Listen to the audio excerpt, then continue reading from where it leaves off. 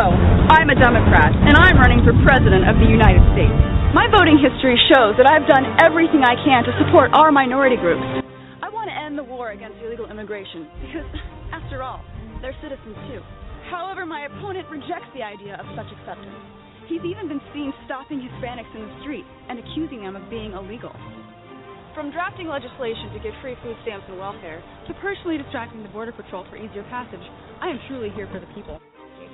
Like the glass? Like this too. And yes, it's true that I voted in favor of funding for Planned Parenthood. I not only advocate, but promote a woman's right to have an abortion. In fact, last week I personally aborted an entire class of third graders. Yet your Republican nominee has been seen at abortion clinics, yelling at rape victims, telling them it was the will of God to bear their child. He has no respect for anyone who isn't also a rich white man, whereas I will give you all free health care, free food, and free abortions. Myself. He forces his religion on an entire nation, whereas I oppose religion in schools and in the home. He tries to portray a healthy marriage, but we all know that's really his sister. On November 6th, vote for a strong woman fighting for you, not an inbred Texan with a spoon-fed Harvard degree and stupid. I'm your Democratic candidate, and I approve this message. Funded by Tampon, the American Minority Political Outreach Network.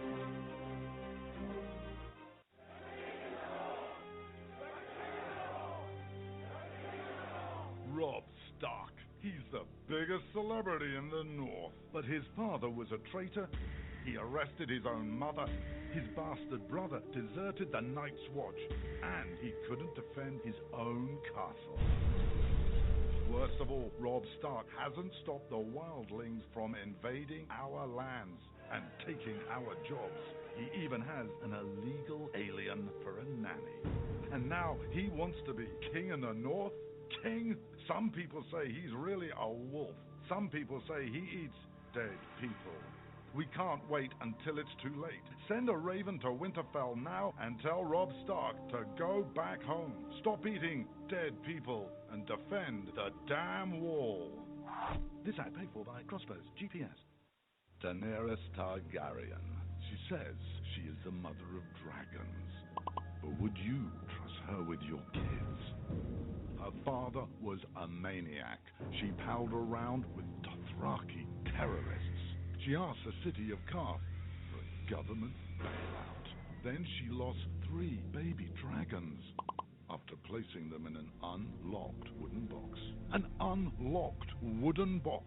This Khaleesi wants to be queen of the 7 kingdoms, but can she be trusted? Daenerys Targaryen. Wrong for dragons. Wrong for the realm. Paid for by the Committee to Protect Dragons.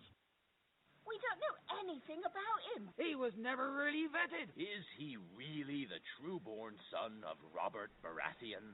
All over the 7 kingdoms, people are asking the same question.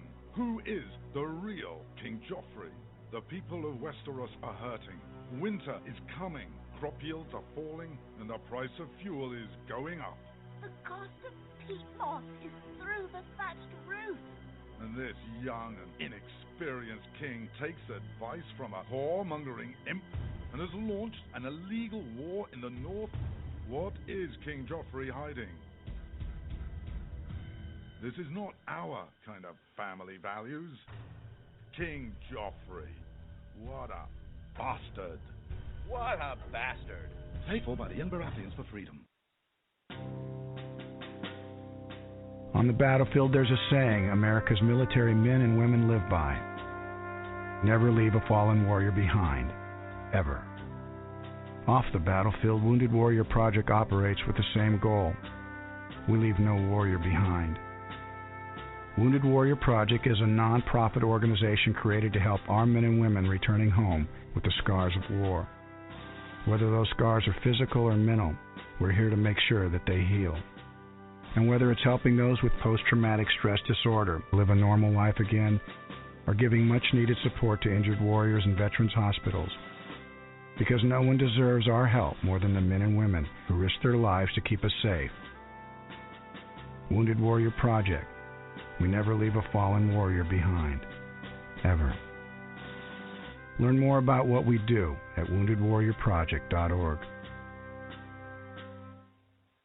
The following letters were written by our troops. My dear fellow Americans, I truly appreciate your support.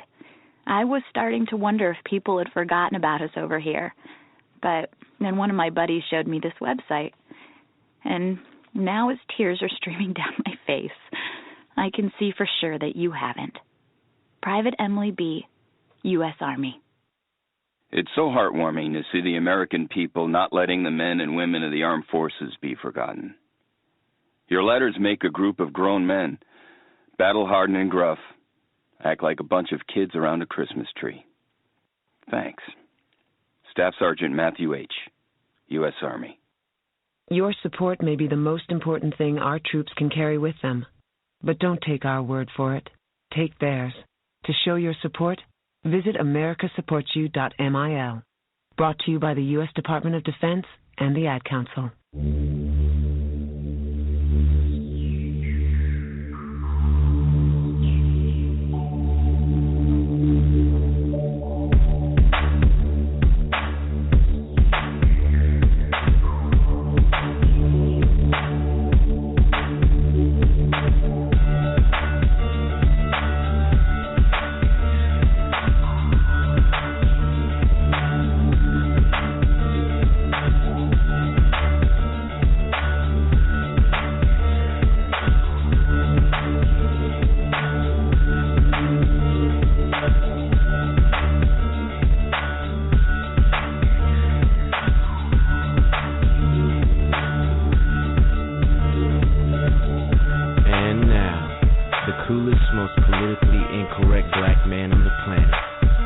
Rod Eccles.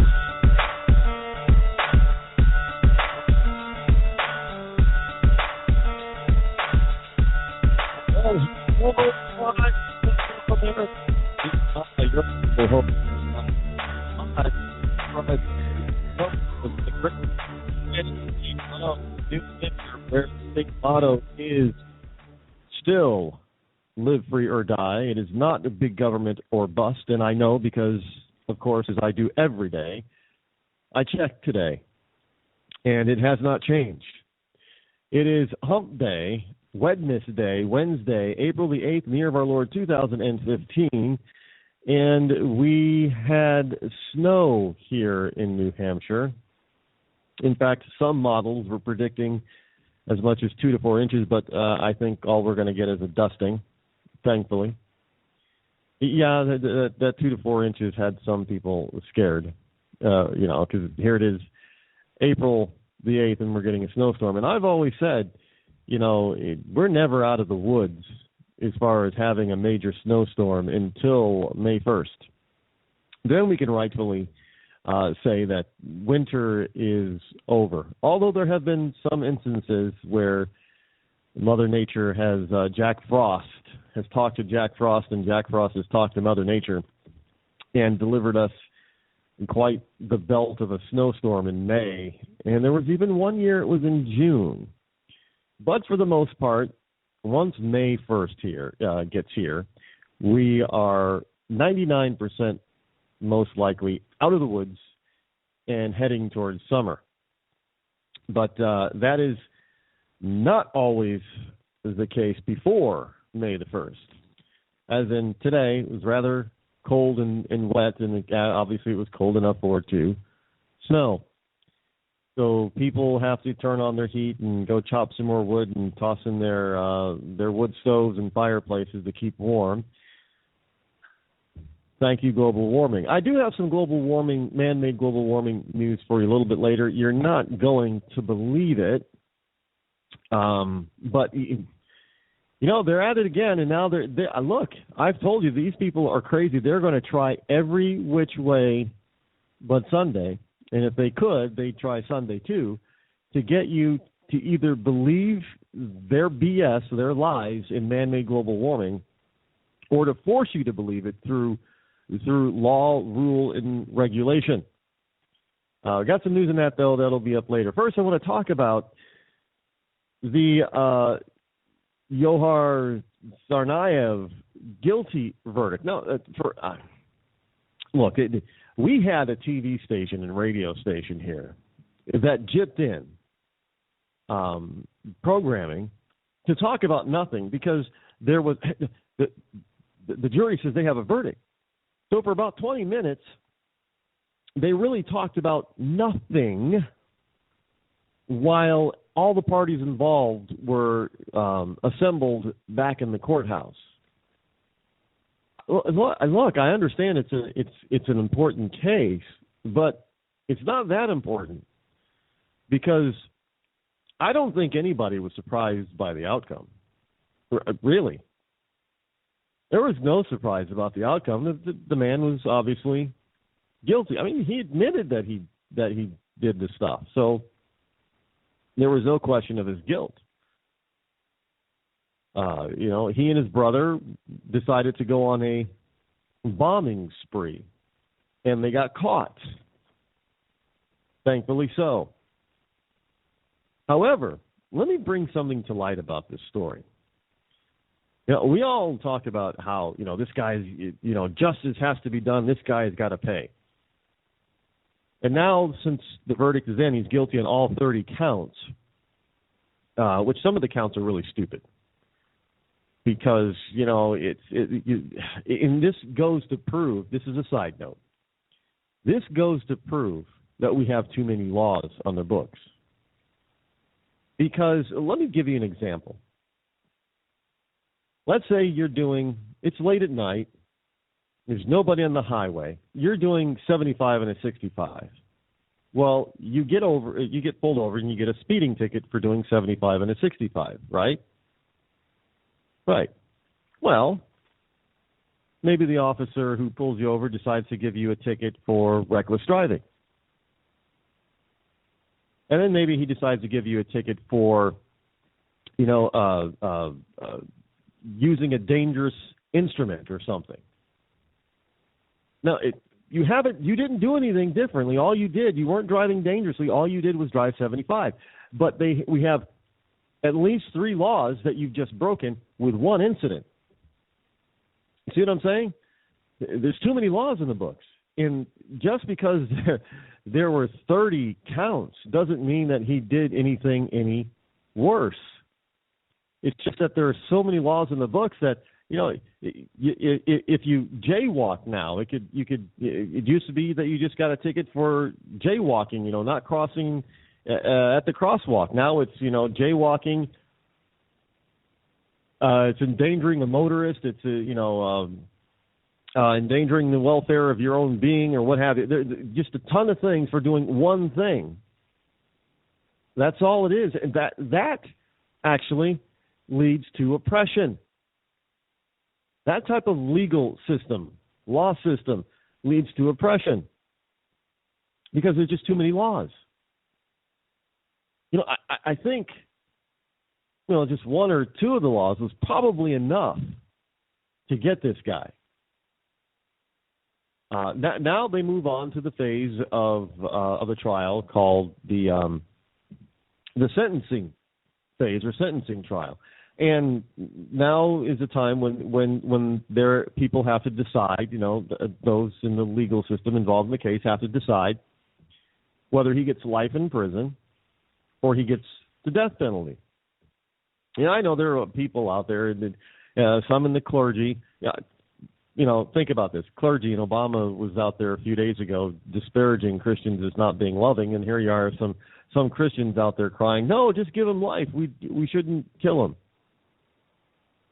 I guess those Christians aren't loving and kind, according to Obama. But now we're moving into that phase where they're going to have to decide, give him life or give him death. And look, I would be shocked because of the current revenge mentality over his shocking crime. And the end results of his shocking crime. If he did, I would be surprised if he did not get the death penalty, even in Massachusetts, liberal Massachusetts. I would be shocked. Because the man, obviously, according to our laws, deserves the death penalty. Look, I understand. He's young. What is he? He's I don't know how. He's under 25. I do believe, and that's sad. But you have to understand, his bombs killed a little boy. I think the little boy wasn't even 12 years old.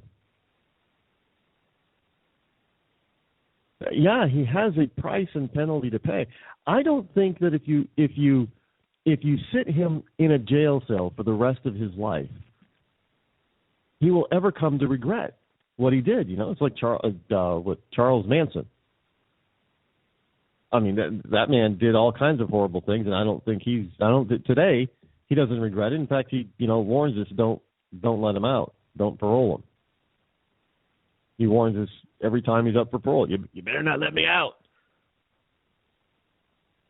Oh no, it'll probably be a bad thing you let me out. But for Tsarnaev, there are a lot of, three people that died in the bombing, plus a police officer was killed by his brother, not by him, but still, due in part because of him. So 4 people plus a criminal, 5 people total lost their lives because of this incident. So should we make it a 6? According to the law, I have no issue with putting him down.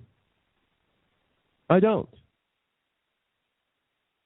Even as a Christian, I can say it simply because, look, I'm to forgive him because I am a Christian. But that doesn't mean forgiveness. You just let him go. And it doesn't mean you forget. That's something different. You can still forget. You can forgive somebody for wronging you. It doesn't mean that you forget it, and it doesn't mean that you put yourself in a position where you allow them to do it again. For instance, you have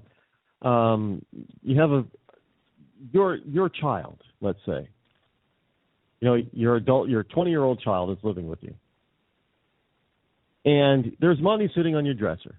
Say $100. And your 20-year-old child is out of work or looking for a job, what have you, coming home from school, what have you. He wants money. He sees your $100 on your dresser, and he takes it. Now, you can forgive him. You can forgive your child for doing that.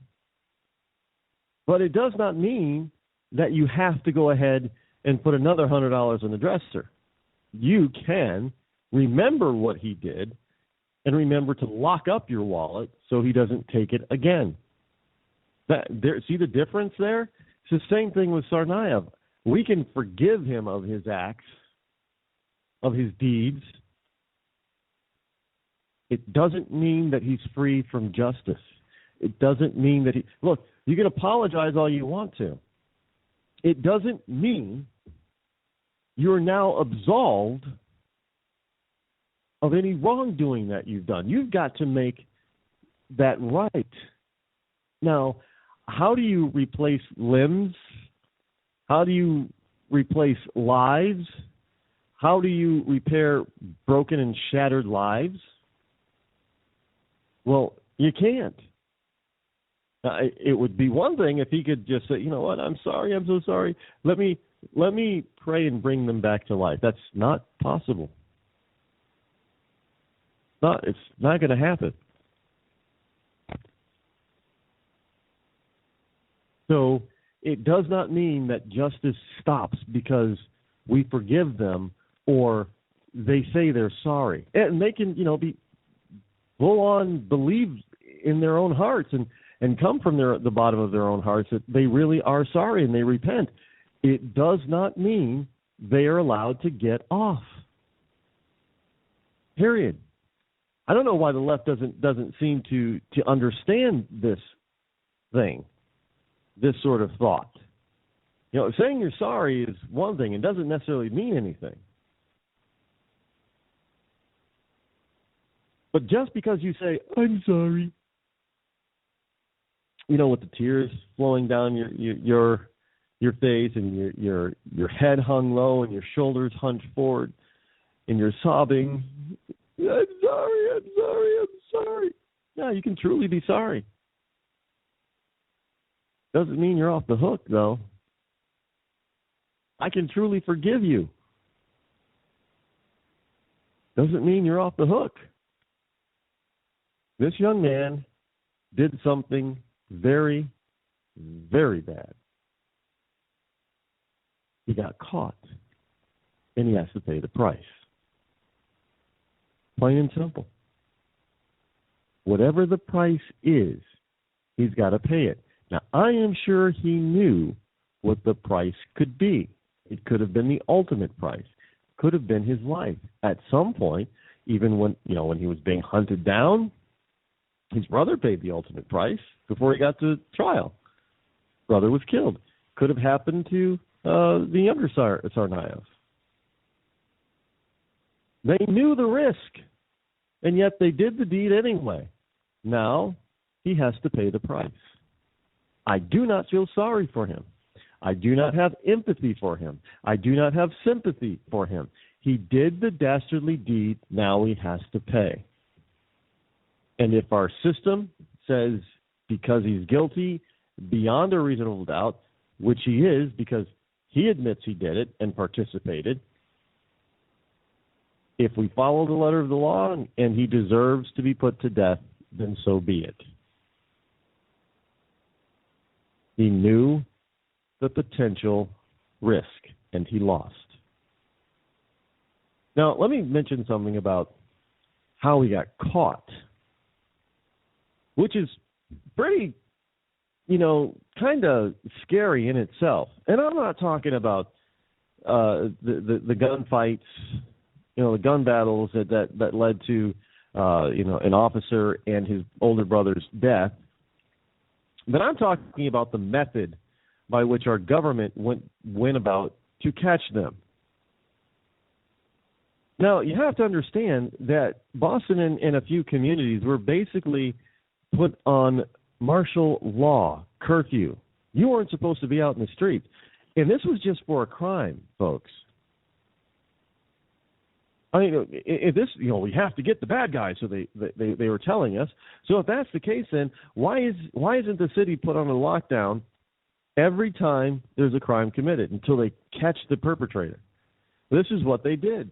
We're talking businesses were shut down. People were supposed to stay off the streets while the police roamed everywhere looking for these two.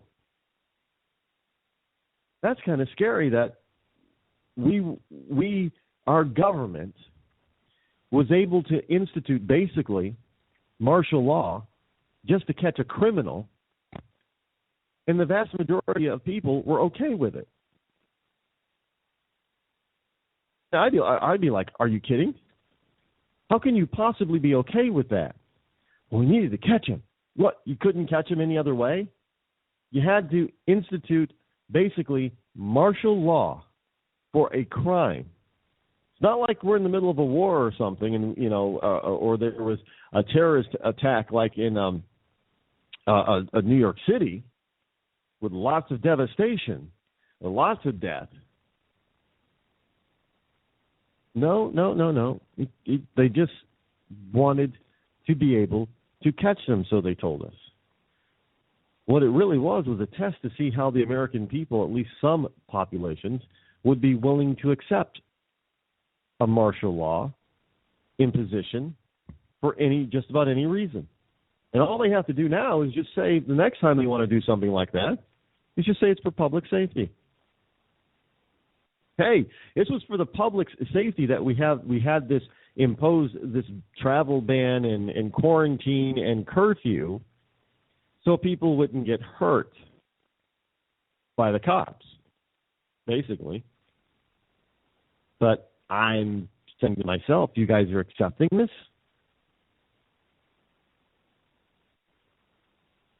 I mean, I know we're talking about Massachusetts, but I'm saying you're accepting this? This is not a good thing. It's not a good thing. Don't get me wrong. It's a very good thing that they caught the two. And it's a good thing that one of them didn't survive. Trust me, I believe that's a good thing. Is it a good thing in a free society that has a constitution and people, the citizens, have rights, to have those rights trampled upon because of one criminal or two criminals. Now, make no mistake about it. Yes, we view that crime as being horrendous, but make no mistake, it was still a crime. It was just two of them. They knew who they were looking for, by the way. So it's not as if they're thinking, well, like New York City, there were 19 hijackers. Well, what if there were that many in Boston? No, they knew who they were looking for. They knew there were two that they were after. They knew what they looked like. They knew their names. They knew who they were. Law enforcement at all levels knew who they were looking for. But yet and still, they decided to impose this quasi-martial law and impose an entire city or two or three to shut down. And people eagerly went along with it. Now you gotta be reminded of this from time to time. Benjamin Franklin, and I quote him loosely, those who give up a little bit of liberty to secure more security deserve neither liberty nor security, and indeed will not have either liberty nor security. Because you have to understand, you can probably say, well, hey, all these criminals are running amok. Well, who's a bigger criminal? The street thug or the government agent? The street thug is violating your human and constitutional rights. Absolutely. But why is it different when a government agent does exactly the same thing? There is no difference. It's one and the same. Another human being is trying to tell you that you don't have any rights except the rights that they allow you to have. Hey, think about it. You don't have any rights because the government gives you rights. Well, that's not what our Constitution says, but this is what they're trying to make you believe, and all too often, many of you do believe this. The government grants rights. Therefore, if the government grants you a right, it can take that right away. It can decide that you don't really have a right, but it's a privilege to be able to do this, or that. Again, that is not what our Constitution says. But yet what Massachusetts did when searching for the Tsarnaev brothers is they were saying, you know what? We are suspending your right to be free and travel free around the city. You don't have that right. Well, actually, you do. But because so many people believe that the government gives them rights, therefore giving the government power to take away that right, they didn't even question why the government needed to shut down the city just to find two people. Why did they need to shut down the city to find duo people? They didn't have to shut down to do that. They shouldn't have shut down to do that. They did shut down to do that. And in so doing, even though they caught their criminal, or their two criminals, they committed a bigger crime upon a lot more people. And that's the crime of taking away the individual freedom and liberty of every single one of the city's citizens.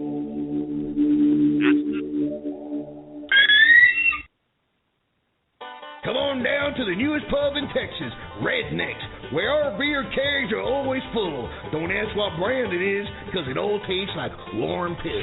So if you're celebrating a special occasion, like marrying your sister, I do. I did, or being named Employee of the Month at Walmart, you're going to want to come celebrate with us at Redneck's Bar and Cantina. And remember, every Friday and Saturday, we have our famous tooth contest. Whoever has the most teeth wins a pair of John Deere mud flaps and a buttery corn on the cob. There's plenty of parking space place to drive your house over to Rednecks and come on in and have a hell of a time. We're located right next to Big Al's truck stop, right across the street from the KKK headquarters. Homos and minorities not welcome. In a world where beer is served warm and flat, there is only one hope for beer drinkers. The Wooden Tap Bar and Grill presents Perfect Tap, an epic invention that ensures your favorite draft beer tastes better here than it does anywhere else. Critics call Perfect Tap mesmerizing. This is the way draft beer is supposed to taste. If you drink just one beer this year, make sure it comes from Perfect Tap. Now pouring exclusively at all 4 Wooden Tap locations. Wooden Tap! Come as you are. Ripper the Clown may be a cartoon character come to life, but do you trust him with your votes on November 4th? Ripper the Clown wants to be mayor, sheriff, comptroller, and senator of Ripper County, but in a recent debate, he admitted that he didn't even know what a comptroller was. And then he offered free gas cards and fast food gift certificates to anyone who voted for him. He also offered free autographed copies of his new award-winning zombie novel, The Life and Mimes and Zombie Apocalypse of Ripper the Clown, for those who cast votes in his favor. These are all violations of America's occasionally enforced voting laws. Do you want this inexperienced and sneaky clown with his finger on the button? Don't vote for Ripper the Clown. Paid for by people who hate Ripper the Clown. The people who hate Ripper the Clown are responsible for the content of this ad. Let's talk about Bob Sweeney, Lambert, Bentonhausen, Kavanaugh, Rope Puller, Havisham, McDougal, Subway, Bentley, Kavanaugh, Buffalo, Nickel, Jones, Rosenberg, Radio Frequency, Smith. What do you know? Did you know that he's a naval hero? He single-handedly fought the Battle of Trafalgar in the waiting pool at the community center, freeing us from French tyranny. Did you know that he's an adventurer? Fighting the elements, he climbed Mount Everest in the frozen food section of the local grocery store to prove that anyone can achieve their dreams. He's a humanitarian. He found another cure for smallpox when, on a rainy day, climbed his aluminum ladder to the power lines to rescue a stray sperm whale. An energy pioneer. He discovered an unyet-named natural resource when he chewed the gum from underneath all the tables at the local pizza joint. And did you know that the only salary he takes is a few pieces of string, peat moss, and the occasional crow feather? Naval hero, adventurer, humanitarian, energy pioneer, and philanthropic volunteer.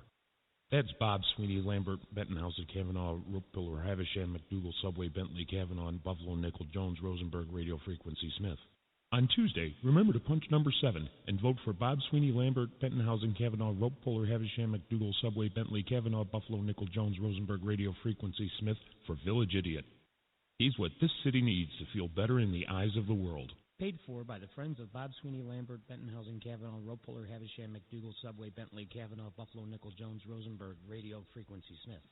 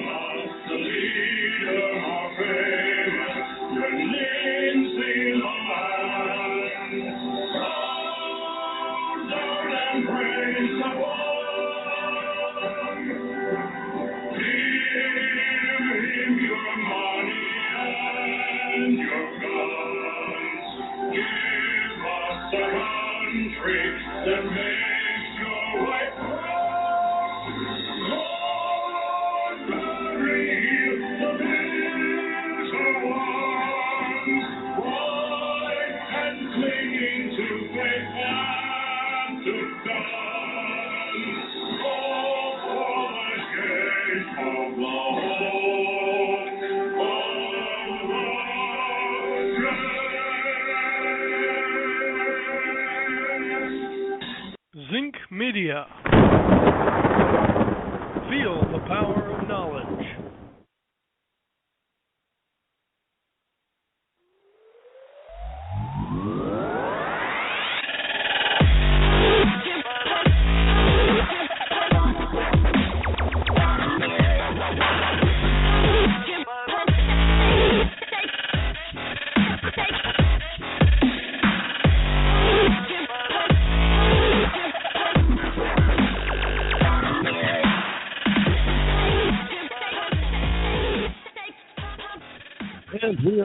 back. The number that you can call this evening if you wish to join me live here on the Rod Eccles Show and join and talk to your lovable host, Elrod, is 603-835-3224. Again, the number is 603-835-3224. I'd like to take this time to begin to welcome all the new listeners out there who are starting to listen via some of the syndicated places out there that are playing the Rod Eccles Show, especially if you are listening in a replay podcast. Then thank you for listening, and don't forget that you can catch the show over on Blog Talk Radio between 8 and 10 p.m. And there are a number of different other networks out there. And beginning next week, we'll start to tip our hats to each and every one of those networks every night. So we'll give a quick 30-second blurb to each one, a different one every night, because really want to thank them for coming on board and seeing what we have to offer here, and thank them for believing that I have a voice that needs to be heard. And so, and I thank them for thinking that, giving me the opportunity to do that. It is an honor.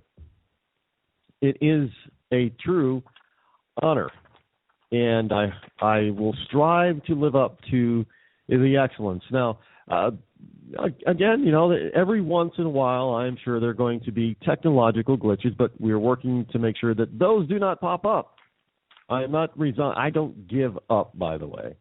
I'm not one that gives up easily. In any event, hey, everybody's talking about this nuclear Iran deal, and a lot of people are not happy with it. And if you listen to Obama talk about this every once in a while, you'll get you'll kind of get the gist that, well, maybe he's not all that thrilled about it either, or maybe he just doesn't. He's not thrilled about the criticism about it. And I find it funny by listening to a lot of the pundits and a lot of people who called in the various different talk shows over the past couple of days about this thing. And it's kind of interesting that people would just sort of give up for one main reason. Because they say, well, hey, they're going to get it anyway. What difference does it make if they get it now or if they get it in 5 years or 10 years or 15 years? They're going to get it.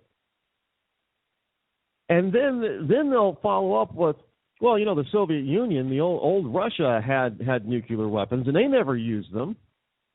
So they're comparing apples and oranges here. What they're saying, what they're failing to realize is that the old Soviet Union, which it included Putin, by the way, he was KGB. The old Soviet Union, they didn't want to die. They were, just dictators and Marxists and that type of thing. They wanted to rule over people. They didn't want their people to die, and they didn't want to die.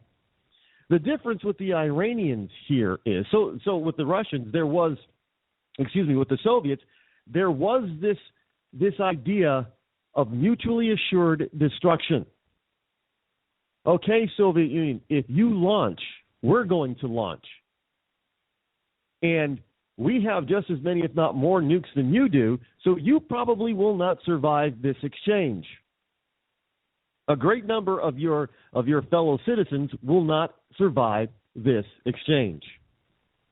So there was this notion of mutually assured destruction.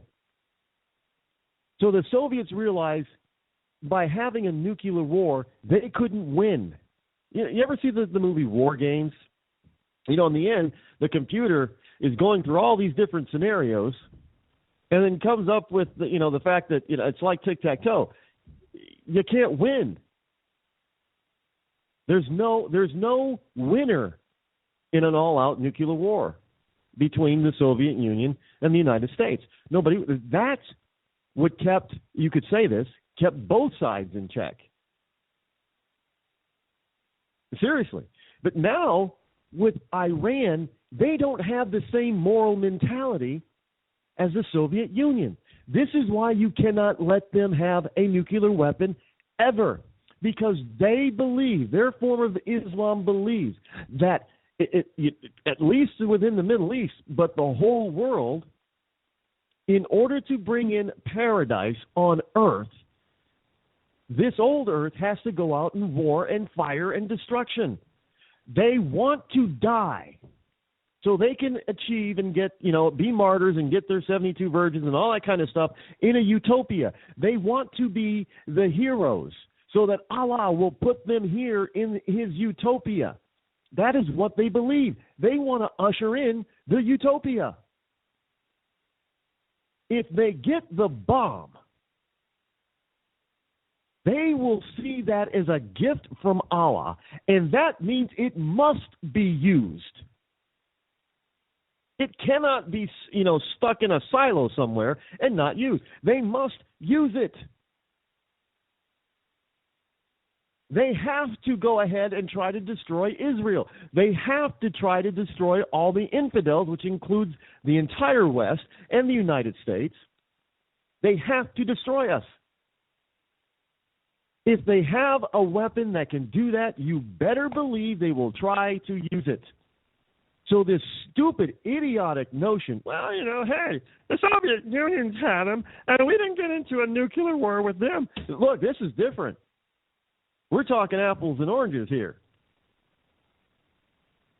It doesn't really take a rocket scientist to figure this one out. I don't know where even some people on the right have this mentality, which is driving me insane. I mean, are you really trying to tell me that you believe that the mullahs in Iran are exactly like, the old Soviet Politburo? Really? You believe they're like Khrushchev or Lenin or, hey, Lenin was a pretty badass, He killed millions of Russians to get his way. But, Gorbachev, you think the mullahs are like Gorby? They're not thinking. They're following some stupid mainstream media soundbite that, it's no big deal. What you're going to end up with is a nuclear arms race in the hands of bunches of dangerous countries that should not ever have them, because they do not have the discipline nor the moral compass to control their urge and itch to push the damn button. I mean, this is so bad that you've got two former secretaries of state from diametrically opposed administrations, Henry Kissinger and Charles Schultz. Now, if you don't know who Henry Kissinger is, he was the Secretary of State, I do believe, for Nixon, Richard M. Nixon, and Schultz obviously was, actually he was under Reagan. Why is my mind going blank on Schultz? I was actually trying to think of Colin Powell, but under Clinton, but Colin Powell and Schultz definitely do not look alike. One's a tall old white guy, and one's not short, they're black guy. They definitely don't look alike. But here you have, but their ideas, let's be honest. Kissinger, it does not, and we've seen what Kissinger believes in over the years, is not really Reagan-esque. He's not. He's more like a limp-wristed lame duck, limpy ducky, wishy-washy. He would fit in with Bonnier. But this guy, Kissinger and Schultz, they say Iran deal brings region closer to nuclear war. And let me tell you something. It's not the region, because there's no way in hell you're going to contain a nuclear war in a small region like the Middle East. Oh, yeah, I know that we here in the United States, we often joke about, well, some people are not really joking, but we often joke about, hey, why do we spend so much time and money on Iraq or Afghanistan or with Iran? Just turn them, turn them into glass. Turn the countryside into glass, meaning, drop nukes on them and be done with it. Well, the problem is that the area is so small. Geographically speaking, it's very small.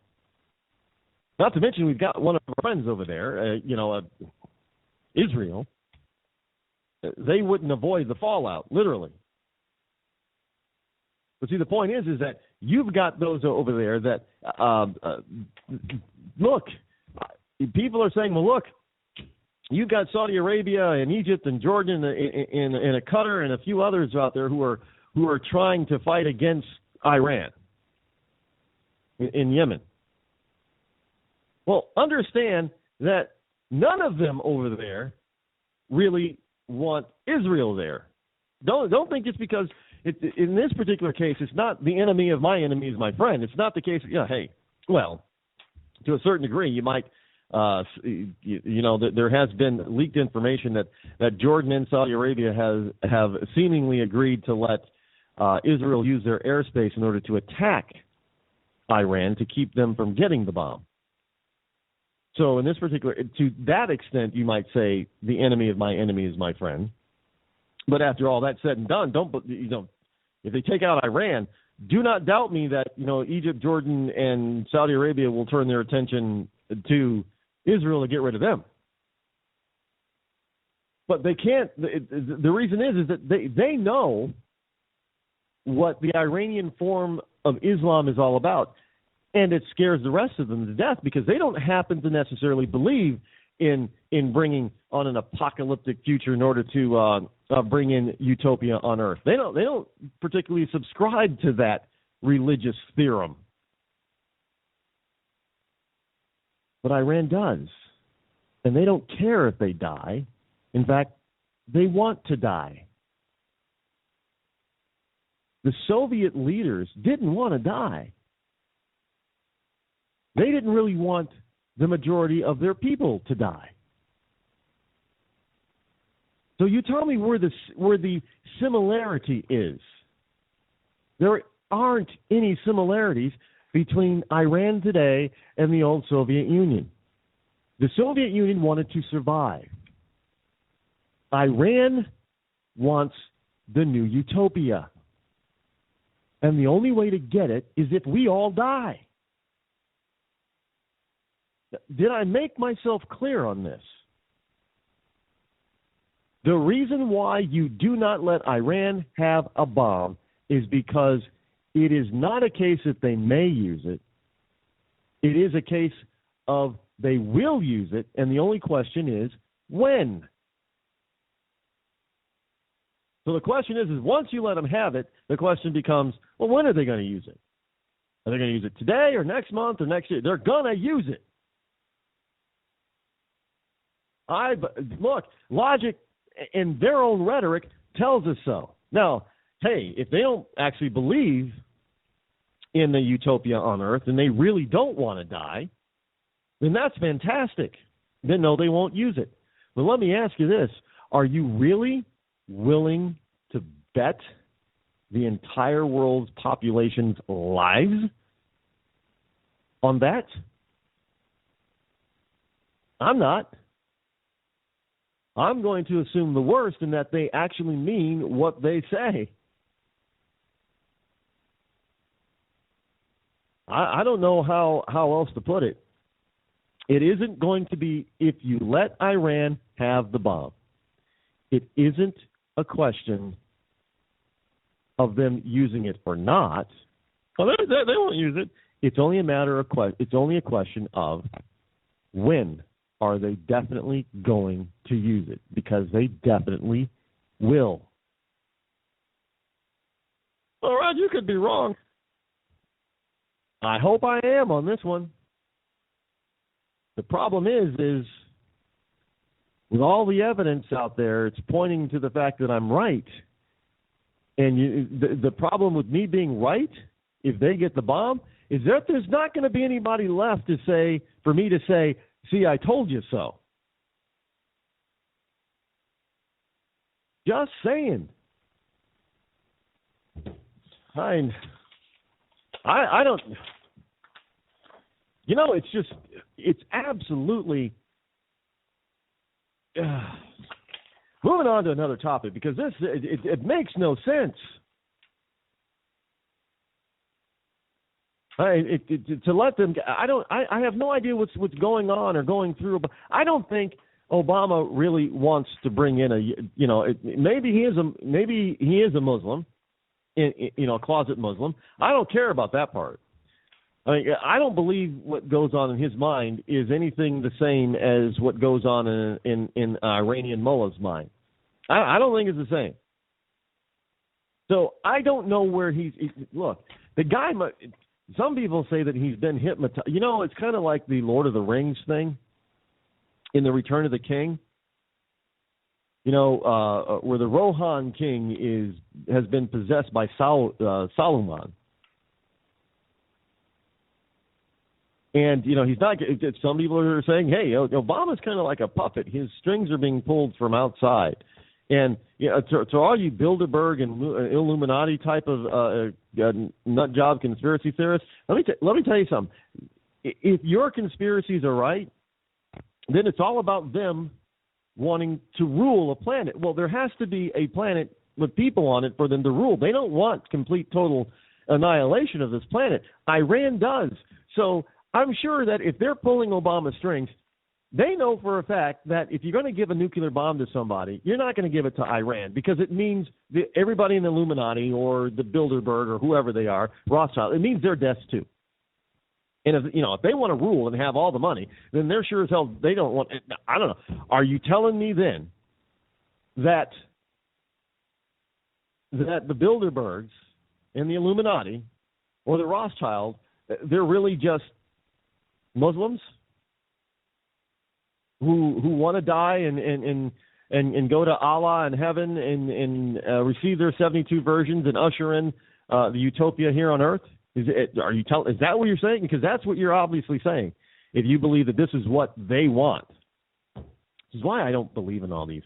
When you start taking apart these conspiracy theorists, you start taking apart their argument by historical fact, by documentation, and by logic. It falls apart, yet they still believe it. It's just amazing. They still believe it. But hey, do you think that the Bilderbergs want to die? Well, they don't want to die. No, they don't want to die. They want to rule everything. They want to own everything. Well, if Iran blows everything up, what's going to be left to own and rule? Well, probably nothing. But they still want to do it. Okay, so they're probably not for Iran having the bomb either. I guess that sort of logic escapes them. Hey, I want to give a shout out to somebody that almost every single one of us know. Yet we don't realize that we know him. We don't realize that we know him, but we know him well from our childhood. Unfortunately, many children today, many millennials probably don't know who he is. But those of us who are older than the millennials, who are older than 30 probably, we know who he is, even though we never probably saw him. And we probably never heard his real voice. Kind of like Rich Little, the impersonator comedian. The man was so good at doing so many different voices that there are people that didn't really know what his real voice sounded like. Well, this guy was kind of the same way. We all grew up, and we listened to him every Saturday morning, although we didn't know who we were listening to, because we thought we were listening to, people like Bugs Bunny. We thought we were listening to, we always think this. We think we're listening to Daffy Duck, and we think we're listening to all the cartoon characters. And half the time we think that they're all different people, but a lot of times it's one person doing multiple voices for these different characters. And this particular character, character voice, what do you say, character voicer? This particular guy did a lot of different voices. His name, if you ever paid attention to the credits, even when you were a kid, I did. I paid attention to the credits. His name was all over the place.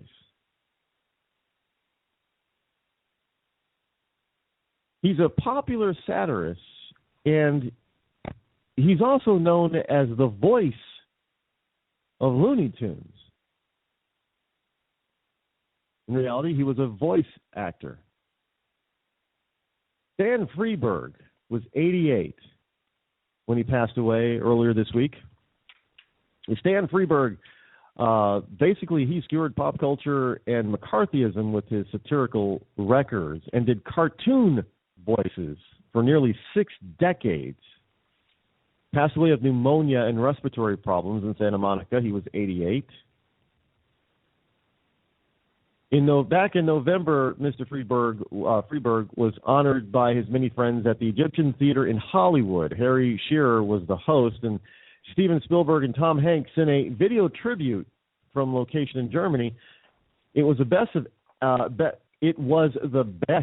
evening of his life, so said his wife. He loved it. He was an incredible man.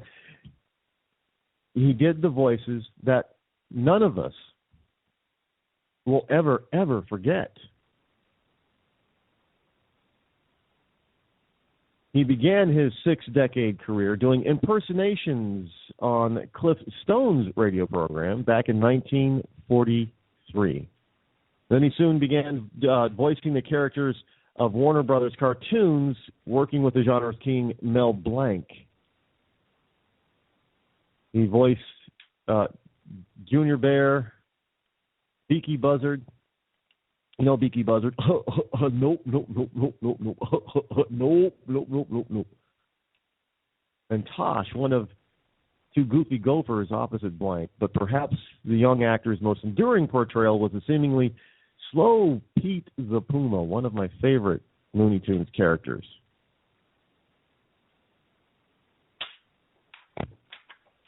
We all know who Pete Puma is. Bugs Bunny asks him how many lumps of sugar he wanted for his tea. And Pete always answered, 3 or 4.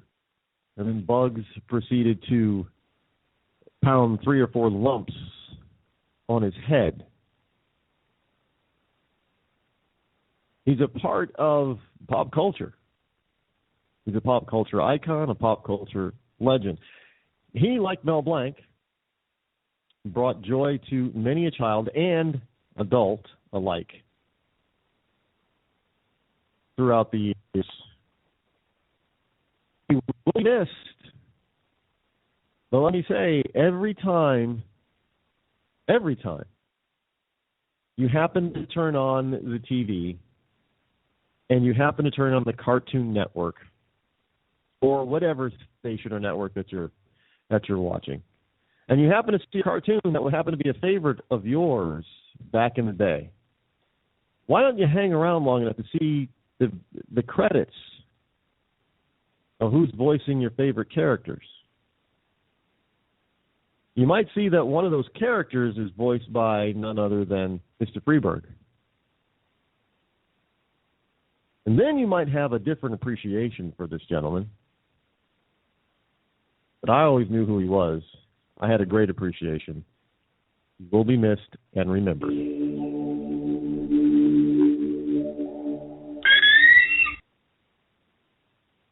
Hello, I'm a Democrat, and I'm running for President of the United States.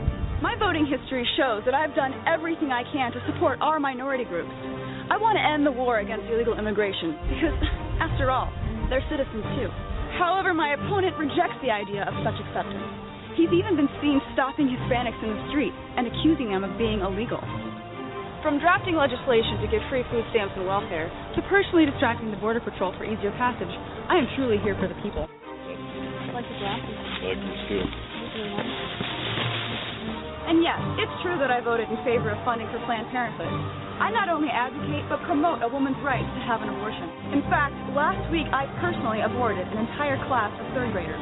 Yet your Republican nominee has been seen at abortion clinics, yelling at rape victims, telling them it was the will of God to bear their child. He has no respect for anyone who isn't also a rich white man, whereas I will give you all free health care, free food, and free abortions. Myself. He forces his religion on an entire nation, whereas I oppose religion in schools and in the home. He tries to portray a healthy marriage, but we all know that's really his sister. On November 6th, vote for a strong woman fighting for you, not an inbred Texan with a spoon-fed Harvard degree and stupid. I'm your Democratic candidate, and I approve this message. Funded by Tampon, the American Minority Political Outreach Network.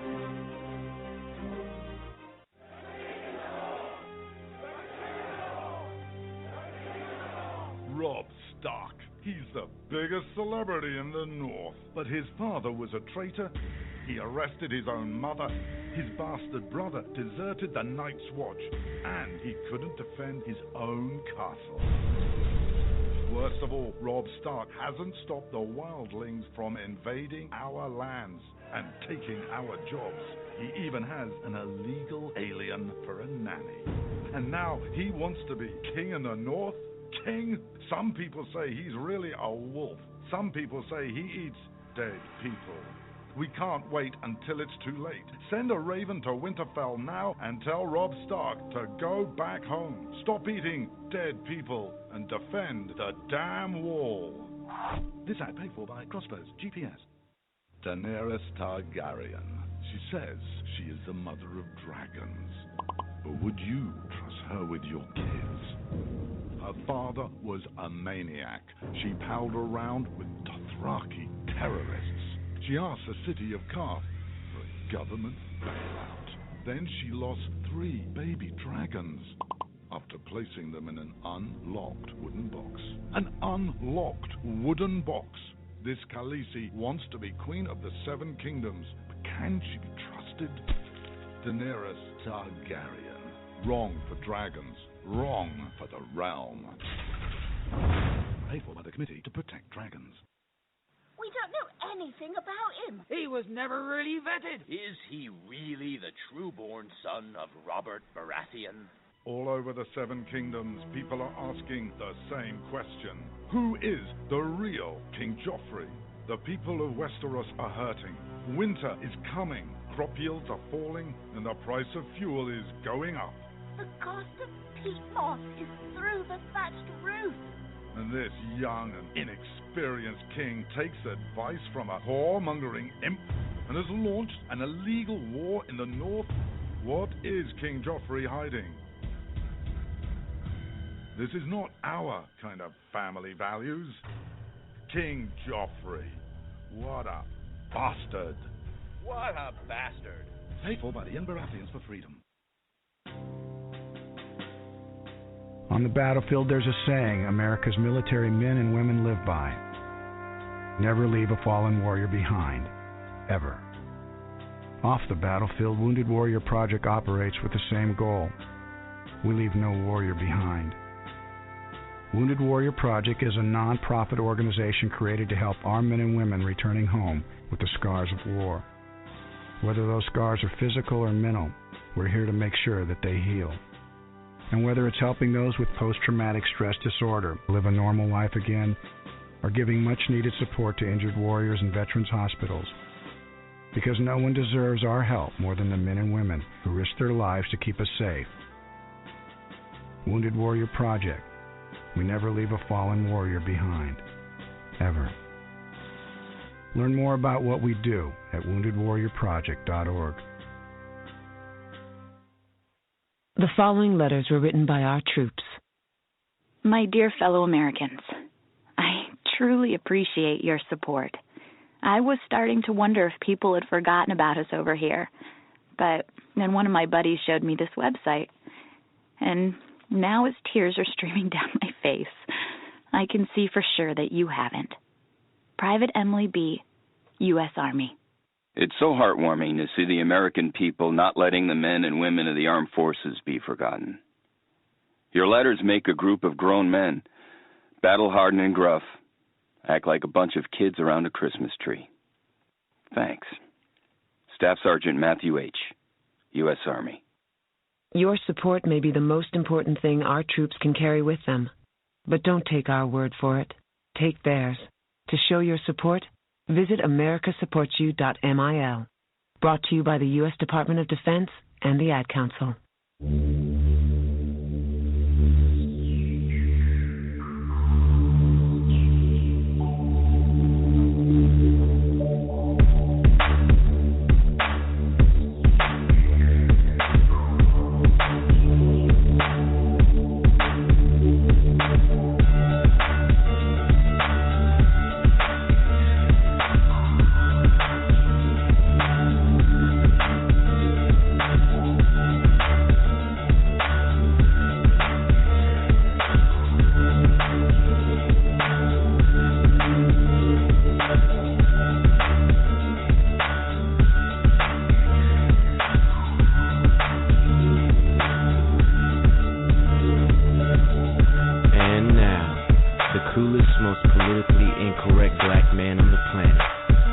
Rod Eccles.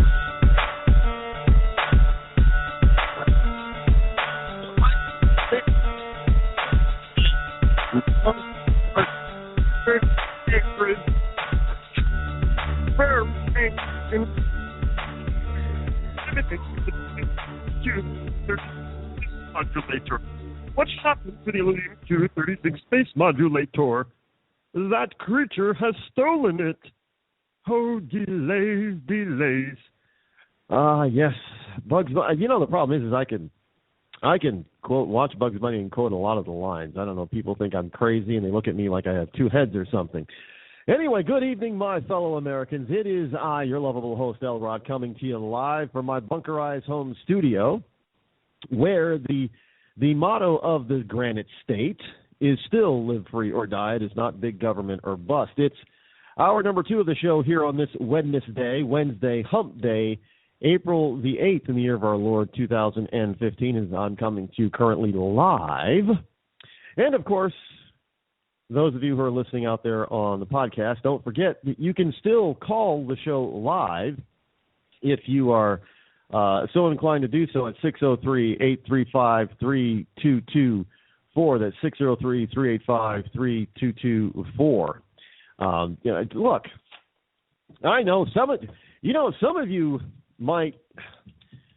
Well, if you don't like me talking about Bugs Bunny, then go ahead and go over to my website and tell me so. That's right, RodEccles.net. That's RODECCLES.net. Plain and simple. And I'm a huge Bugs Bunny fan, and it's you lose the voices of your characters, and it's like the characters themselves die. Because they, in a way, in a sense, they do. And it's sad. It is. Look, I know we all have to go, but it's sad. These guys brought, Mel Blanc and Stan Freberg and all the people over at Warner Brothers who put together these Looney Tune cartoons, as well as a bunch of other of my favorite cartoons. Now, I was also a big fan of the Pink Panther, the Peter Sellers movies, as well as the Saturday morning cartoon. The Pink Panther, he was one cool cat, man. I know he was pink.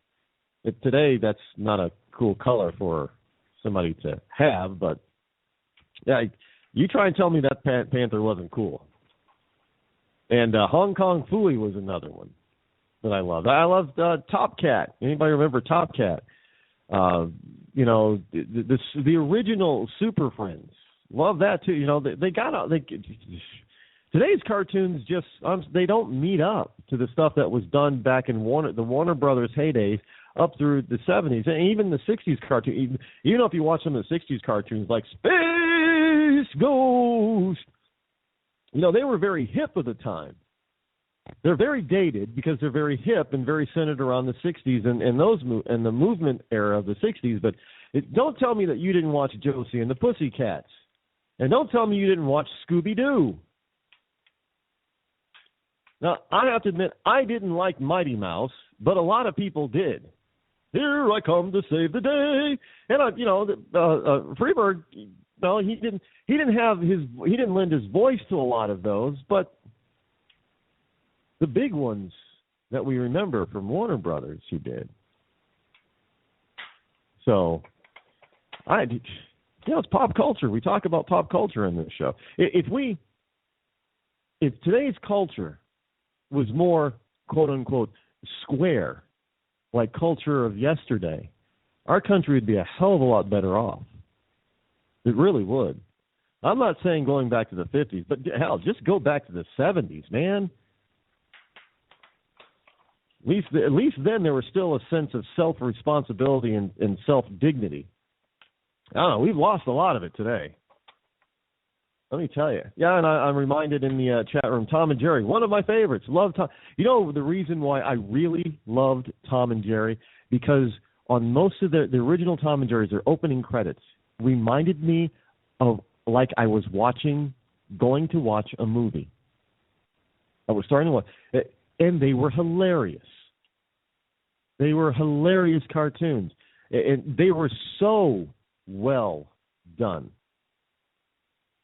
I mean, Tom and Jerry was they were an amazing cartoon. They really.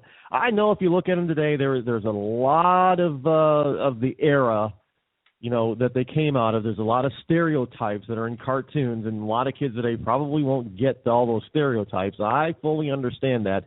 A lot of underlying racism in Tom and Jerry. I get it. They were still hilarious cartoons.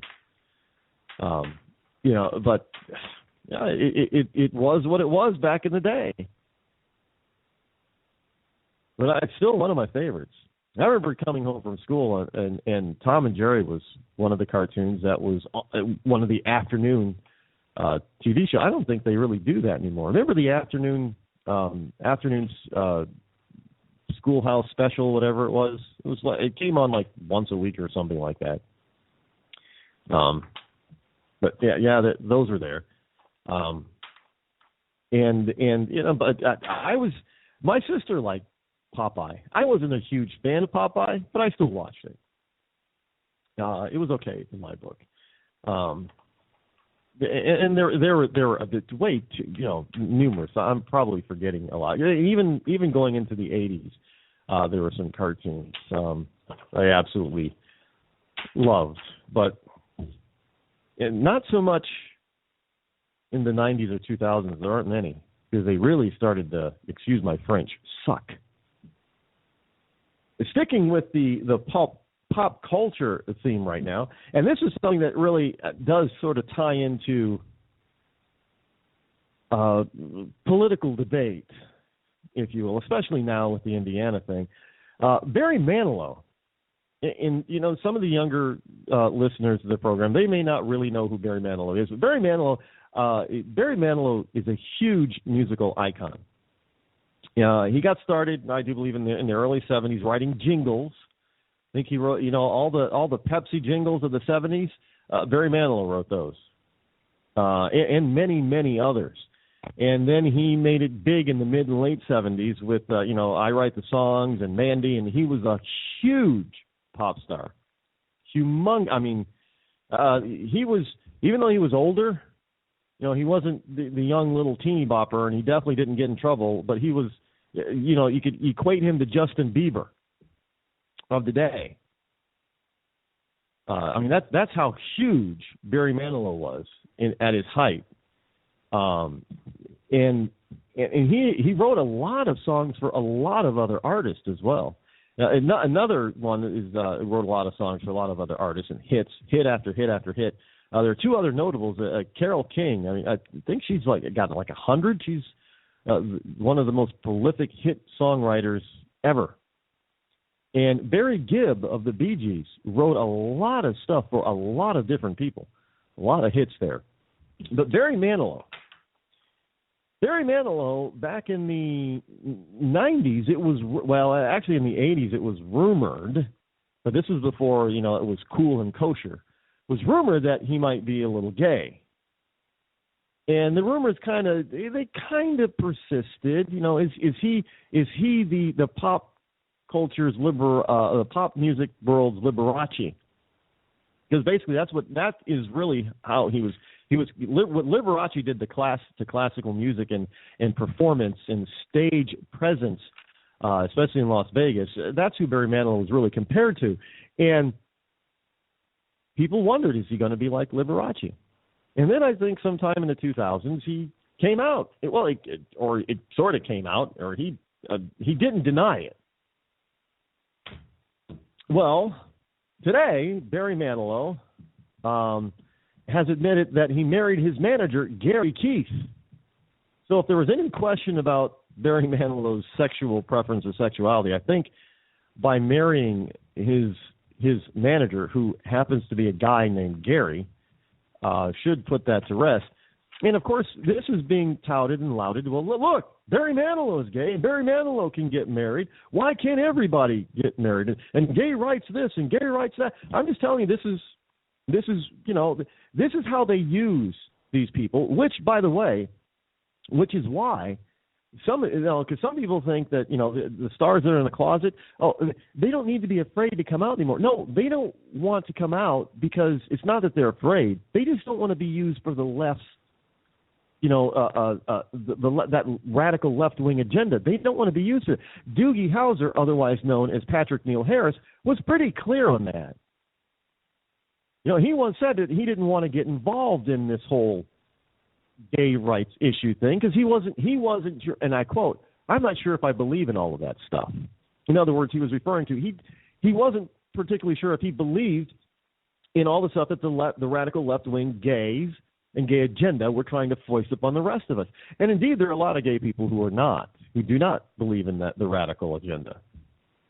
So they pretty much stay in the closet, not out of fear of being found out, or especially today, because it's cool now. If you're gay, oh, that's cool. Neil Patrick Harris, he's gay and he's still a good actor and he's still cool and he must be a really good actor because he plays that womanizer Barney on How I Met Your Mother, and you would never ever guess that he was gay from that character. And it goes on and on and on. So it's cool actually to come out a little bit today in many cases if you're a celebrity, but they don't want to be used for as a tool or a weapon in this radical left wing nut jobbery. Look, they're just like the rest of us. They just want to, practice their craft, earn a living, and just live their lives. They don't want to have, they don't want to have their personal lives put out on display for everybody. I know we often say, well, if you're going to be a music or a movie star or something, then you got to know that you're always going to be on display. No, that's not true. And you ask any so-called star if they ever thought that they could not keep their private life, their real private life, private, would they have gotten into the limelight? Most of them say no. Because they believe that what they do in their bedroom and behind closed doors and inside their house is their business. We don't need to know it all. And this is true for the homosexual stars. Oh, sure, fine. Some of them do come out and they say, well, I'm proud, but they don't want to give all the sordid details of their private life. And most of them definitely do not want to be used as a tool or a weapon to advance the radical left's agenda. And we know this is true of Barry Manilow because let's face it, Barry Manilow is an icon. And he could very well be an outspoken advocate if he wanted to be. But he doesn't even talk about it. He doesn't like talking about it. He doesn't want to talk about it. People often say, well, how come some of these stars never give interviews or rarely give interviews? It's because they don't want to talk about themselves. Because they know for a fact that every time they sit down in front of Barbara Walters or any other celebrity interviewer, that they're going to get into their lives beyond the realm of none of your business lines. So they don't give them. They don't give interviews, and I, for one, don't blame them. I'm happy to give interviews, for me, as long as it's based on my show and my political views and based on public policy and this country. But look, I don't like to answer personal questions because they're not anybody else's business. Period. And, look, I understand why some of them, if they don't answer, then they're considered to be rude. Rude. Oh, they're not rude. They're private. And the private part means just that, private. Not public. Not for public consumption. Private. They don't ask the private questions.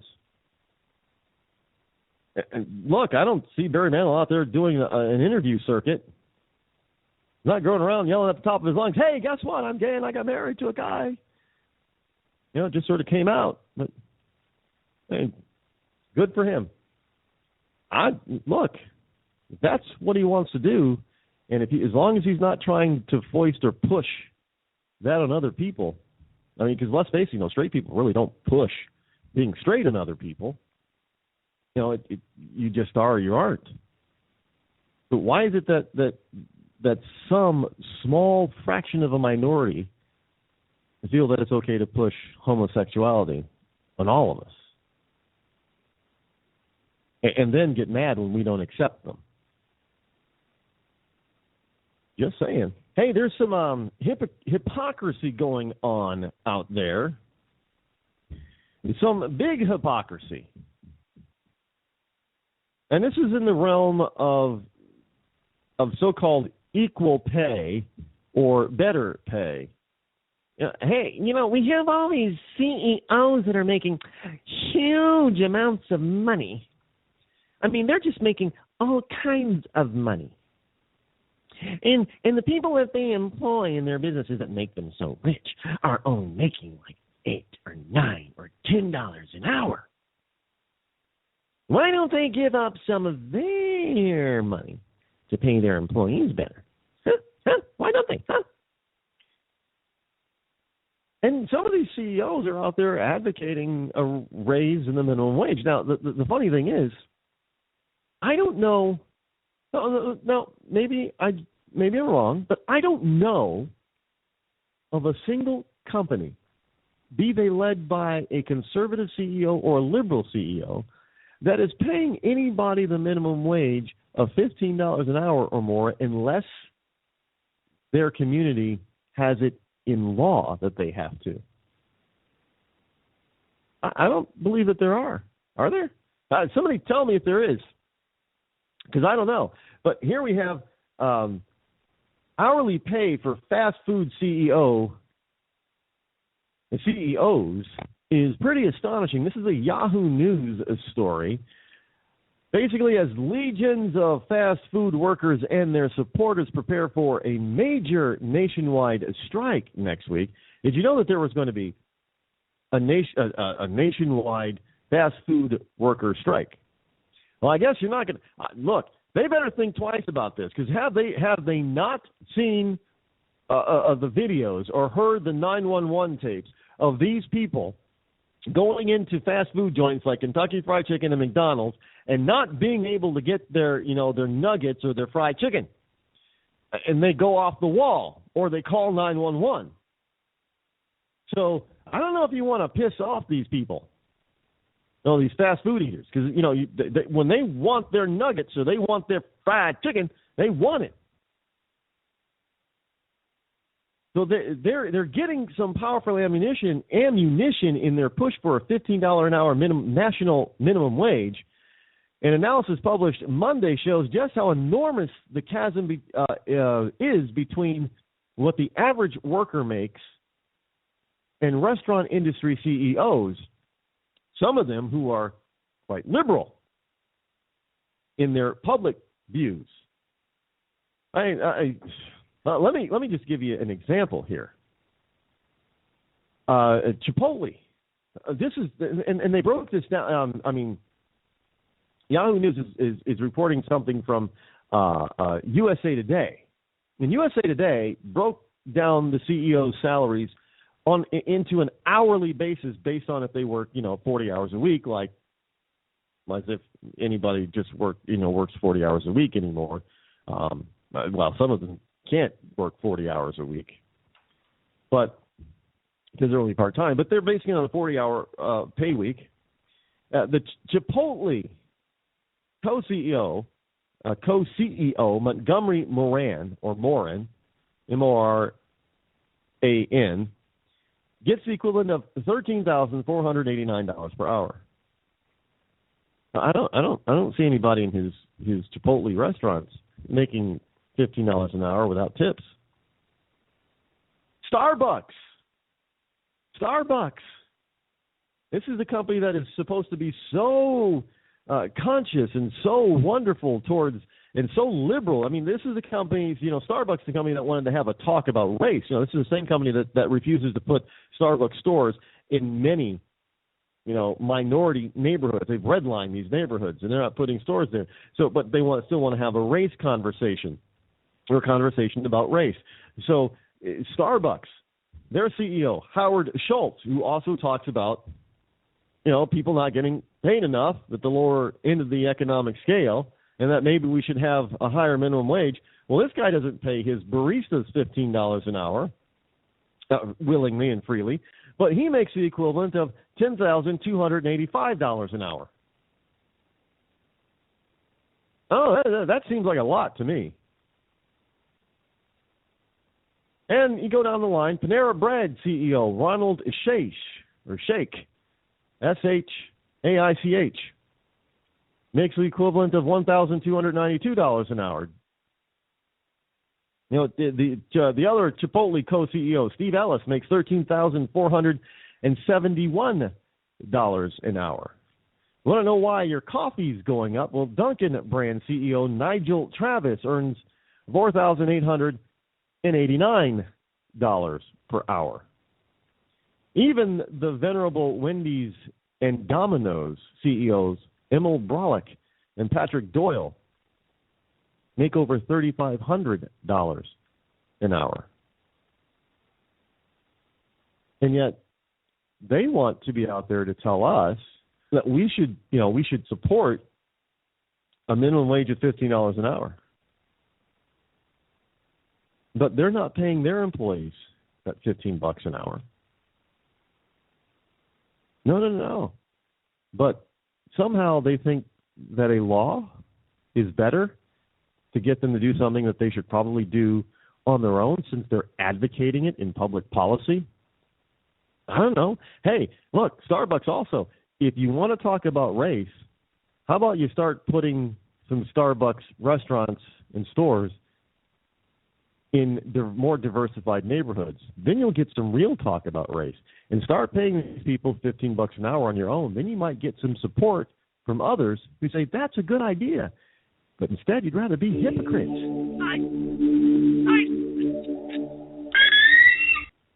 You shouldn't have to pay to talk to the people closest to you, or the people who used to be. That's why Umbrella Wireless is proud to announce the new Friends, Family, and Recent Ex-Girlfriend plan. Now you'll get unlimited calls to your best buddy, your mom, or Cindy, once she realizes that you're seriously meant for each other and should stop screening your calls. Now the 30 minutes of agonizing silence where you're both afraid to hang up may drain your battery, but it won't drain your wallet.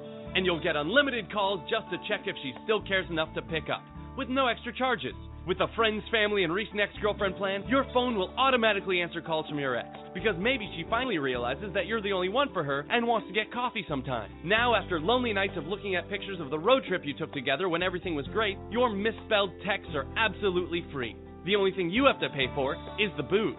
The Friends, Family, and Recent Ex-Girlfriend plan, because she wants you back. She just doesn't know it yet.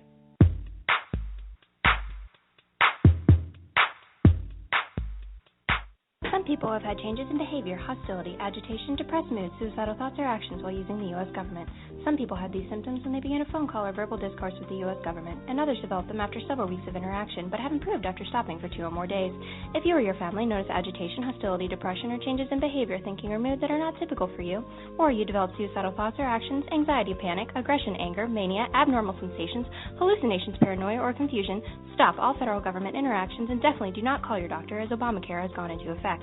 Also, do not contact the U.S. government if you have any history of depression or other mental health problems, as these symptoms may worsen while trying to get anything done in a timely or efficient manner. When you can't find anything to watch on cable, you get bored. When you get bored, you listen to radio cooking shows. When you listen to radio cooking shows, you invite a friend over for dinner. When you invite a friend over for dinner, you use twice as many beans. When you use twice as many beans, you expel deadly farts that kill your friend's dog. When you kill your friend's dog, your friend becomes unstable.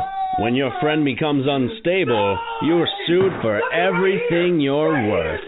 When you're sued for everything you're worth, you're thrown to the streets. When you're thrown to the streets, you devote your life to world domination. When you devote your life to world domination, you become an evil fascist overlord. When you become an evil fascist overlord, old friends plot their revenge. When old friends plot their revenge, you are shot in the back of the head. And when you're shot in the back of the head, you miss your jazzercise appointment. Don't miss your jazzercise appointment. Upgrade to Indirect TV. Go online or call 1-800-IRECT-TV.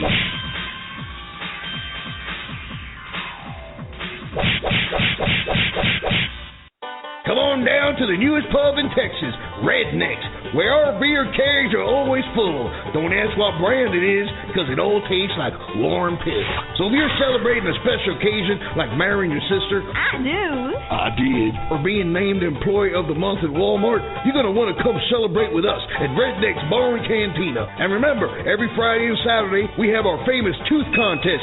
Whoever has the most teeth wins a pair of John Deere mud flaps and a buttery corn on the cob. There's plenty of parking space to drive your house over to Redneck's and come on in and have a hell of a time. We're located right next to Big Al's truck stop, right across the street from the KKK headquarters. Homos and minorities not welcome. Some political watchers are saying this could be the nastiest, most negative election season of all time. This campaign season seems like candidates have taken dirty to a whole new level. When pundits start shouting and politicians start calling each other's names, it can seem like a return to civility is not possible. Like the very idea is a relic of some bygone era. John Adams is a blind, bald, crippled, toothless man who wants to start a war with France. While he's not busy importing mistresses from Europe, he's trying to marry one of his sons to a daughter of King George. Haven't we had enough monarchy in America? I'm Thomas Jefferson, and I approve this message because John Adams is a hideous, hermaphroditical character with neither the force and firmness of a man nor the gentleness and sensibility of a woman. If Thomas Jefferson wins, murder, robbery, rape, adultery, and incest will be openly taught and practiced.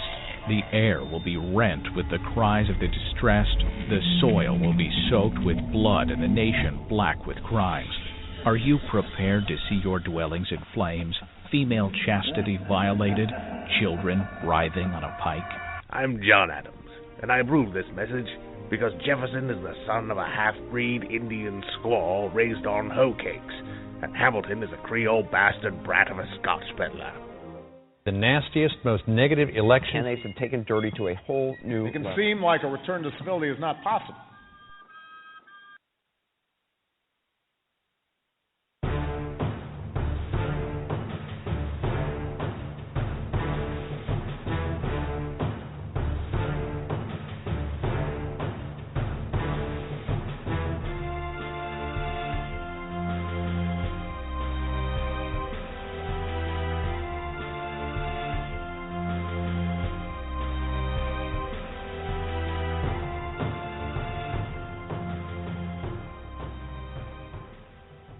And we are back. I am your lovable host still, Elrod, coming to you live from my bunkerized home studio somewhere within the great grand state of New Hampshire. Don't forget the number that you can call this evening is still 603-835-3224. And, of course, you know, you can still call it. Well, no, you can't call that number to actually listen to the show, but you can call it to be put on the show, and I will, of course, see you in my queue, and you get to talk to yours truly, me. That's wonderful news, actually. Don't you think? I don't know why people don't think it'd be wonderful to talk to me. So, well, I know why liberals don't want to talk to me, but you know, we won't hold that against you, liberals, if you don't want to talk to me. Well, you know, we'll let you stay out there and be quiet, but this is a program that allows you to just go ahead and try to espouse what you think and what you believe, so you don't have to, you know, be afraid. Well, you should be very afraid if you're going to talk to me, because I'm going to talk to you about logic and facts, and you're going to try to do it on emotion, argue from the point of emotion, but you know, logic and fact trumps emotion. Every time, it really does. You don't have a shot with doing that. So I wouldn't really suggest that you just try to argue from a standpoint of emotion. You got to have some logic and fact. Now, here's what seems to be a new fact on the abortion issue. I know people don't like to get into the abortion issue, but hey, look, this is something that's rather important, because we always hear from the left that, you know, we on the right, we're just, all we want to do is control a woman's body. And we don't have a right to control a woman's body, but nobody ever stops to consider, at least on the left, they don't stop to consider the life of the child, the unborn baby. Well, evidently, regular people are starting to pay attention to the unborn baby, and they're expressing their decree of when life begins, because, you know, we always hear about, well, when does life begin? And I've always said, well, this is pretty simple. When life begins, we can just take it from a scientific standpoint, and if we go to the point where we say that life ends, and scientifically and medically stated, we pretty much agree. You know, science and medical science pretty much says that when there is no brain activity, then if there's no brain waves at all, then you're gone. You're not coming back. If there is brain activity, even if you're in a coma, then there's a chance for you to come back and live. So we have that as a standard for when a person is dead or not. So if we apply it to the beginning, shouldn't we say, now this is when I always say, well, you know what, let's compromise on when life begins. If we're going to say medical science says that life pretty much ends when there's no brainwave activity, well, how about when there starts to be brainwave activity? And we happen to know that brainwave activity starts sometime at the beginning of the second trimester. So then, at that particular point, why can't we compromise and say that's when human life begins? Well, the left, you know, they get beside themselves and they say, no. But then the left goes out and makes these laws. You know, the fetus, it's still a fetus. It's just a lump of flesh. But then those same people will advocate for and get laws passed that say that if you kill a pregnant woman, well, you're probably guilty of two murders, not just one, the mom and the unborn child. Well, wait a minute. How can you be guilty of murdering an unborn child if it's unborn, and you're saying that it's just a lump of flesh when it comes to abortion? So let me get this straight. I've asked this question. If the mom wants to have a late-term abortion, she gets in her car and she's on her way to the abortion clinic, Wherever it is, it's probably Planned Parenthood, but she's on her way to the abortion clinic. On her way. And she gets T-boned by a driver who runs a red light. Mom and an unborn fetus is killed instantly. Now, this driver, they find out, well, he had a couple of beers. So now he's going to get tagged with vehicular manslaughter of 2 people, not 1. Well, wait a minute. His mom was on her way to get rid of this kid. But now you're going to say, oh, he killed 2 people. Well, actually, he only killed 1 if you're going to follow your logic. See, but you're making these laws based on emotion because, it's so terrible. This guy was driving drunk or under the influence and he killed this pregnant woman. But on the other hand, you're saying, well, this pregnant woman has a right to end her child's life if she wants to. So the mom has a right to end the child's life, but somebody else doesn't, who's not a doctor. Yeah, how does that make any logical sense? Well, evidently a lot of Americans think that type of thought process is stupid. This is a story from Hot Air. Here's a poll. 52% of Americans say life begins at conception.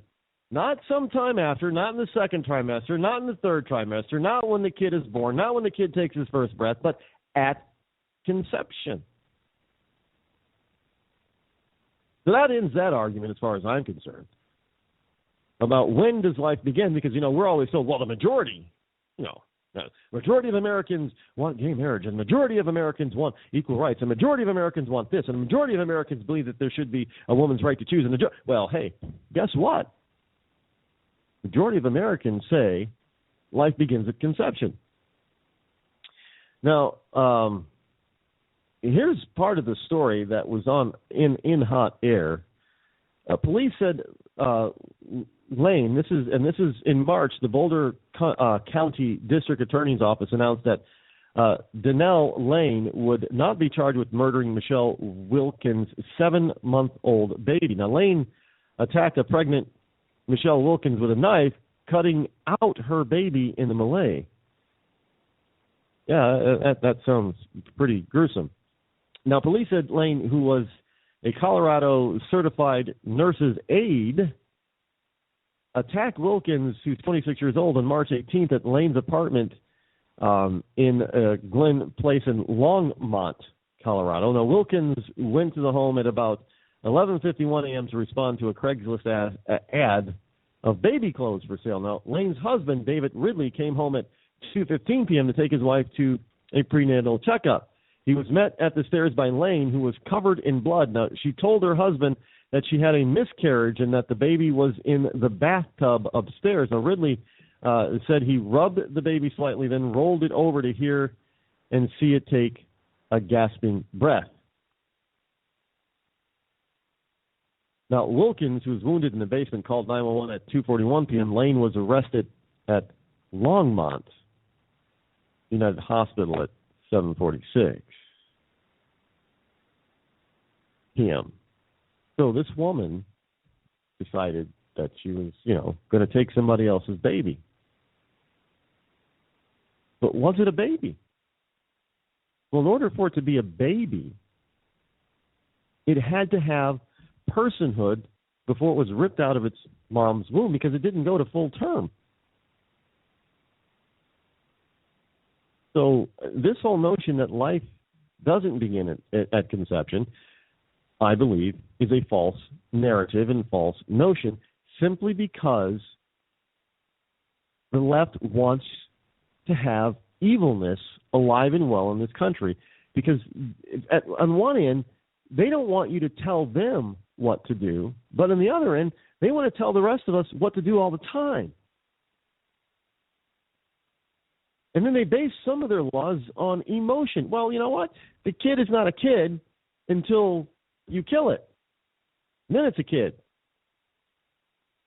But before you kill it, it's not a kid. Well, how can you kill it if it's not alive? Well, the majority of Americans have said, you know what? Enough of that BS. Life begins at conception.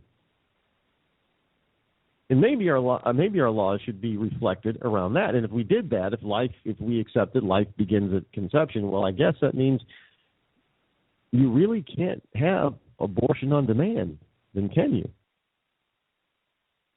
And that, folks, is what it's all about, having abortion on demand. And they will give you this false notion, well, yeah, these Republicans and these evil conservatives, they don't want you, they want to force you to have the kid, even if it's in the case of rape or incest, or even if it's going to affect the mama's life, like kill her.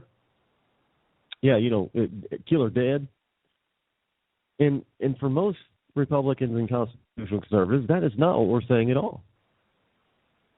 But we are saying that abortion on demand could be dead. And evidently, the majority of Americans would tend to agree with that sentiment, because the majority of us believe that life begins at conception. Well, going from the beginning of life to what should be the end of life, here's a story from the Washington Post about John McCain, that venerable senator from out in the Southwest. If McCain wins in 2016, he won't necessarily be the oldest. In fact, he will be fairly young by Senate standards. So when McCain ran for president back in 2008, so the story goes, the report goes, some commentary focused on the age gulf between him and Barack Obama. So McCain's announcement Tuesday that he will seek a sixth term in the Senate in November for 36 total years, if he's elected, suggests that he must be near the upper end of the age range of the Senate, but which, he really is. But if McCain, who is now 78, is reelected, which is in 2016, which means he'll be I don't know, will his birthday come in time by the time then he'll be 80? Well, he'll be 79 or 80. He probably won't even be one of the oldest senators in the 115th Congress, much less in history. McCain is so young by Senate standards that former Senator Strom Thurmond was won election 3 times when he was older than the Arizona Republican will be in 2016. The 2 other senators won election twice at ages older than McCain will be in January of 2017. And at least 5 senators, 3 of whom will be in the middle of their terms when the next Congress rolls around, will be older than McCain when he is sworn in again. Look, we've got this whole notion of old white men running the country is not all that far-fetched, actually. It's true. Let me run down some ages here that of people in Congress. It's really quite frightening. Now, right now we've got there are some, I can't count them all, but there have been over the past few years, let's see, 5, 10, 15, 20, 35, 40, over 50 senators in age 2017 are starting a new term in the Senate. It looks like there's about just slightly less than 50 of them. It looks like they're greater than 80 years old. I mean, this is amazing. Strom Thurmond, almost 100. You had Robert Byrd, who died in office. He was like almost 90, and you have it going down the list, and a Byrd Orrin Hatch is over 80. Who are some others here that people may know that are really famous? Dianne Feinstein. Well, this might explain why she's such an idiot. She's over 80. Pat Roberts is over 80. John McCain will be over 80. James Inhofe from Hawaii is 80. No wonder we got these. We're talking geriatrics here. There's probably, everybody was talking about Ronald Reagan maybe having Alzheimer's. I'm sure there's quite a few Alzheimer's victims in this list of senators. Harry Reid is retiring, but he's near he's like 76 or something. He's nearing 80. And I know it's hard to tell what the Valley girl, how old she is because of all the plastic surgery. And I'm assuming it hasn't really helped. And she's like 70 something. I could be wrong about her. But she's up there. She's older than Hillary, right? I mean, these people are just they're too amazing. They should not be in office. Look, there is a time when it's time to move on and get somebody. I'm going to have to say it younger. I'm sorry, you've been in office 30 years?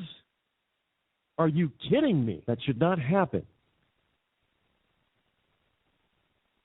I don't care what your age is when you're elected, as long as you have your faculties and you can think straight.